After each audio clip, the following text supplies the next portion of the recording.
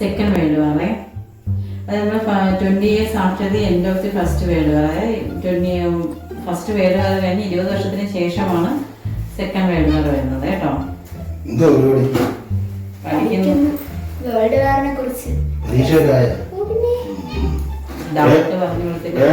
കുറിച്ച് പറയാൻ നേരത്തെ PSC വന്ന ഒരു ചോദ്യമാണ്. ഉത്തരം പറയാം. ഉത്തരമൊക്കെ ഭയങ്കരമായിട്ട് ശ്രദ്ധിക്കേണ്ടതാണ്. കാരണം എന്ന് കഴിഞ്ഞാൽ ഇതിന്റെ ഉത്തരം പറഞ്ഞു കഴിഞ്ഞാൽ IPS IAS ലെവൽ വരെ വന്നിട്ടുള്ള ഞാൻ ആ ചോദ്യം ചോദിക്കാം.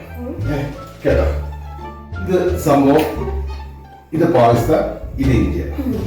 India Pakistan boundary. ഇത് എന്ന് വെച്ചാൽ ഇന്ത്യയുടെ പാകിസ്ഥാന്റെ ബൗണ്ടറി. ഇത് പറയാൻ നിൽക്കി. ഇത് ഇന്ത്യൻ പട്ടാളമാണ്.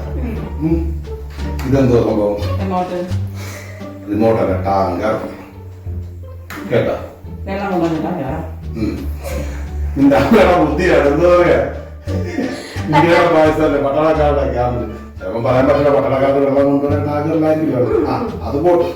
കേട്ടോ, അപ്പൊ എന്തോ India Pakistan boundary, Pakistan India, ഇത് പാകിസ്ഥാന്റെ ടാങ്കർ.